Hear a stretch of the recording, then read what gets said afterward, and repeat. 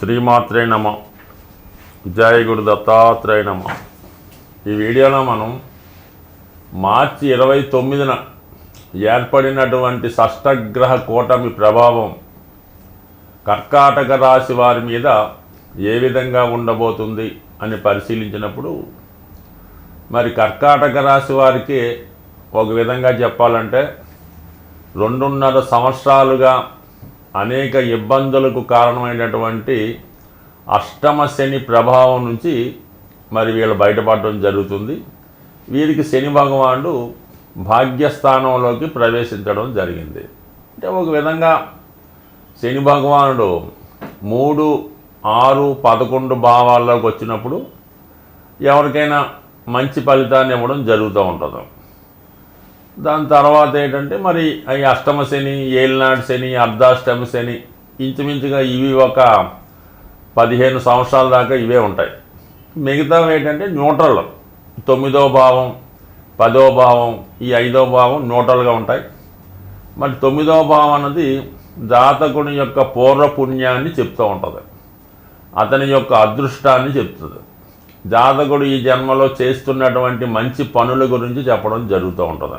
అలాగే తండ్రి, గురువు ఇవన్నీ కూడా ఈ 9వ స్థానం బట్టి తెలుసుకోవడం జరుగుతూ ఉంటుంది. అంటే జాతకుడు యొక్క అదృష్టం అంతా అక్కడ ఆధారపడి ఉంటుంది. ఒక విధంగా శని భగవానుడు 9వ స్థానంలోకి రావడం అన్నది కొన్ని రంగాల్లో ఉన్న వాళ్ళకి, ఆధ్యాత్మిక రంగంలో ఉన్న వాళ్ళకి, ఎటువంటి బాధ్యతలు లేకుండా ఒక ఆశ్రమం నడుపుతున్నటువంటి యోగులు, మహానుభావులు ఉంటారు కదా, కొంతమంది సాధువులు లాంటి వారికి ఈ గ్రహస్థితి వారికి ఉపయోగపడుతుందన్నమాట. అంటే శని భాగ్యస్థానంలోకి వచ్చినప్పుడు నిర్భాగ్య యోగం అంటారు, నిర్ధన యోగం. అంటే ధనం ఉండదు, ఎటువంటి సంపదలు ఉండవు, కానీ కాలం అలా నడుస్తూ ఉంటుంది, సమయానికి అన్నీ సమకూరుతూ ఉంటాయి. ఈ సమయంలో జాతకుడు ఏకాంత జీవితాన్ని కోరుకుంటూ ఉంటాడు. ప్రశాంతంగా ఏ కొండపైకో, ఏ డాబా పైకో, ఒక అడవిలోకి వెళ్ళి చక్కగా తపస్సు చేసుకొని ఈ బాధ్యతలు ఏమన్నా ఉంటే దాని గురించి పెద్దగా పట్టించుకోవడమాట. సో అందువలన ఏంటంటే ఒక విధంగా ఇది యోగులకి, మహానుభావులకి బాగుంటుంది. అయితే ఇక్కడ రాహు ఉన్నాడు. ఈ శని ఎంత నిర్భాగ్యంగా, ఎంత మినిమంగా, ఎంత సింపుల్గా ఉంటాడో, రాహు దాన్ని 100 రెట్లు మెటీరియలిస్టిక్గా ఉంటాడనమాట. అప్పటిదాకా ఏదో ఒక మామూలు డొక్కు స్కూటర్తో ఉన్నవాడికి ఒకేసారి ఏదో BMW పెద్ద బెంచ్ కారు కొనే విధంగా ఉంటుందన్నమాట.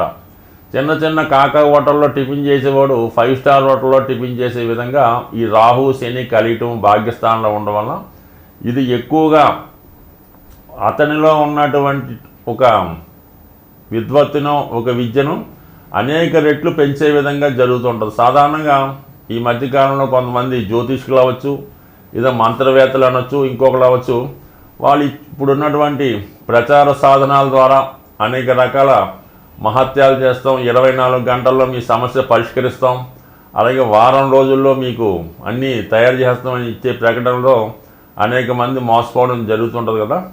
ఆ విధమైనటువంటి టెంపరీగా మీలో ఉన్నటువంటి క్వాలిటీ పెరిగి జనాకర్షణ పెరిగే అవకాశం ఉంది. మీ దగ్గర సబ్జెక్ట్ ఉన్నా లేకపోయినా మీ చుట్టూ జనం చేరి మీ యొక్క అపాయింట్మెంట్ కోసం పాకులాడే విధంగా ఈ గ్రహస్థితి కనబడుతూ ఉంది ఎవరికి, కర్కాటక రాశి వారికి. అయితే వీళ్ళు అటువంటి పనులు చేయరు. కానీ ఎవరైతే ఈ సినిమా రంగంలో, మీడియా, టీవీ రంగంలో ఉన్నారో వాళ్ళకి మాత్రం ఖచ్చితంగా ఒక గొప్ప గొప్ప అవకాశాలు రావడం జరుగుతూ ఉంటుంది. అప్పటిదాకా ఒక రోజుకి 5,000 తీసుకుని మీరు రోజుకి ఒక 2-3 లక్షలు డిమాండ్ చేసే స్థాయికి ఎదగడం జరుగుతూ ఉంటుంది. అలాగే మీకు ఒక మంచి దర్శకుడు, నిర్మాత రావడం వల్ల అతను మిమ్మల్ని హైప్ చేసి మీ ద్వారా అతను ధన సంపాదించే అవకాశం ఉంటుంది.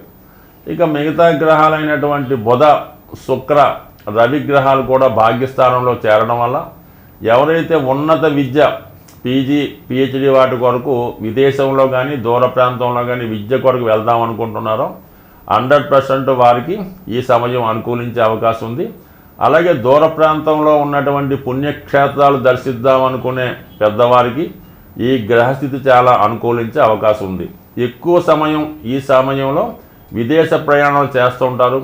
పుణ్యక్షేత్రాలు దర్శిస్తారు, ఆధ్యాత్మిక కేంద్రాలు విజిట్ చేస్తూ ఉంటారు. మీలో ఉన్నటువంటి టాలెంట్ని పెంచుకునే ప్రయత్నం జరుగుతూ ఉంటుంది. బట్ ఏదైనా నేమ్ అండ్ ఫేమ్ అనేది విపరీతంగా రావడం జరుగుతూ ఉంటుంది. మనీ విషయం అనేది అది మీ యొక్క స్థాయిని బట్టి ఉంటుంది తప్ప మొత్తం మీద మాత్రం పబ్లిక్లోకి రావడం జరుగుతూ ఉంటుంది. మీ చుట్టూ జనసమూహం పెరిగి ఒక క్రియేషను, ఒక ఆకర్షణ మీలో లభించే అవకాశం ఉంది. స్వస్తి. ఎటువంటి గ్రహస్థితి అయినా, ఎటువంటి దోషాలు జాతకంలో ఉన్నా దాన్ని వ్యక్తిగతంగా ఎవరికి వారు చేసుకున్నటువంటి పరిహారాల వల్ల మాత్రమే ఆ దోషాలు నివృత్తి అయి జాతకుడు అభివృద్ధి వైపు వెళ్ళే అవకాశం ఉంటుంది. ఏదైనా గ్రహాలు సహకరించాలంటే గ్రహరాజైనటువంటి సూర్యభగవానుణ్ణి ప్రతినిత్యం పూజించడం వల్ల, ఆదివారం నియమంగా ఉండడం వల్ల, ఆదిత్య హృదయం చదవడం వల్ల, కంపల్సరీ ఏదైనా గాయత్రి మంత్రం ఉన్న వాళ్ళు చేసుకోవచ్చు. సాంప్రదాయంగా రవి భగవాన్ని పూజిస్తేనే మిగతా గ్రహాలు సహకరిస్తాయి. ఇప్పుడు ఈ 6 గ్రహాల్లో ఒక సూర్యుడు, చంద్రుడు ఒక వర్గానికి చెందినవారు 15 రోజుల్లోనే ఈ కూటమి నుంచి బయటికి రావడం జరుగుతుంది. ఇక అక్కడ ఏర్పడినటువంటి ఈ 4 గ్రహాలు కూడా ఒకే వర్గానికి, అంటే శని వర్గానికి చెందినవి. రాహువు, అలాగే శని, బుధ, శుక్ర, ఈ 4 కూడా శని వర్గ రాశులుగా చెప్పడం జరుగుతుంది. కొంతమంది రాక్షస వర్గం అని అంటారు. ఏదైనా మెటీరియలిస్టిక్ జీవితంలో మానవుడు సుఖపడాలి, అన్ని సౌకర్యాలు పొందాలంటే ఈ 4 గ్రహాలే ప్రధానం. అదృష్టవశాత్తు ఈ 4 గ్రహాలు ఒకే వర్గానికి చెందడం వల్ల మీరు కంపల్సరీగా శని భగవాన్ని అనుగ్రహం కోసం శివుణ్ణి ఆరాధించడం వల్ల, రాహు యొక్క ప్రభావం కొరకు అమ్మవారిని పూజించడం వల్ల, మరి శుక్రుడు యొక్క ఇంపార్టెంట్, శుక్రబలం ఉంటే అన్ని సౌకర్యాలు లభిస్తాయి కాబట్టి లక్ష్మీ అమ్మవారిని లక్ష్మీ స్తోత్రం ద్వారా, అలాగే చివరిగా బుధుడు చిన్న గ్రహం అయినప్పటికీ కూడా విష్ణుమూర్తిని పూజించడం వల్ల ఈ గ్రహాలు మీకు అనుకూలంగా మారడం జరుగుతుంది. సో అందువలన వ్యక్తిగతంగా వీటన్నిటికీ కూడా ఏకైకంగా సింపుల్గా ఉపయోగపడేది విష్ణు సహస్రనామం. విష్ణు సహస్రనామ పారాయణ వల్ల అటు ఏలినాటి శని, శివుని యొక్క అనుగ్రహం కూడా రావడం జరుగుతూ ఉంటుంది. అలాగే విష్ణుమూర్తి అనుగ్రహం లభిస్తూ ఉంటుంది. ముఖ్యంగా లక్ష్మీ అమ్మవారి అనుగ్రహం కలగాలన్నా కూడా ఈ విష్ణు సహస్రనామ పారాయణతో పాటు అందులోనే యాడైనటువంటి లక్ష్మీ స్తోత్రాన్ని కూడా అది వినడం కన్నా, చదవడం కన్నా ముందు దాని యొక్క అర్థాలు మీరు వివరంగా తెలుసుకునే ప్రయత్నం చేయండి. మరి చాగంటి కోటేశ్వరరావు గారి ఉపన్యాసాల ద్వారా కానీ, పర్టికులర్గా ఉన్నటువంటి మరి ఆ విశ్లేషణ గ్రంథాలు చదవడం వల్ల తెలుసుకోవచ్చు. సో ఏదైనా మరి ఈ శాస్త్రాన్ని రచించిన వాళ్ళే ఈ 108 నక్షత్ర పాదాలకి ఈ విష్ణు సహస్రనామాన్ని విడదీసి ఒక్కొక్క నక్షత్రానికి ఒక్కొక్క శ్లోకాన్ని ఇవ్వడం జరిగింది. అంత విపరీతమైనటువంటి విష్ణు సహస్రనామం చెప్పే నాలెడ్జ్ అయితే మనకి లేదు. కానీ సింపుల్గా మీరు ఏదైనా గార్గేయ గారి పంచాంగంలో ఏ నక్షత్రం వారు విష్ణు సహస్రనామంలో ఏ శ్లోకాన్ని చదవాలి అన్న విశేషాన్ని వారు కూడా తెలియజేయడం జరిగింది. కాబట్టి మీ నక్షత్రాన్ని అనుసరించి కనీసం ఆ 4 చరణాలన్నా విష్ణు సహస్రనామాన్ని పారాయణ చేస్తూ, లక్ష్మీ స్తోత్రానికి మళ్ళీ దానికి మినహాయింపులు ఉండవు. అది కంప్లీట్గా పూర్తిగా చదివితేనే అన్ని రకాల ఫలితాలు మీకు రావడం జరుగుతాయి తప్ప ఇందులో భక్తి విశ్వాసం అయితే ఏంటంటే మరి మా అబ్బాయి చదవడండి, మా అమ్మాయి చదవదండి, దాని బదులు మేము చదువుతామండి, పనిచేస్తుందంటే మాత్రం ఖచ్చితంగా పనిచేయదు.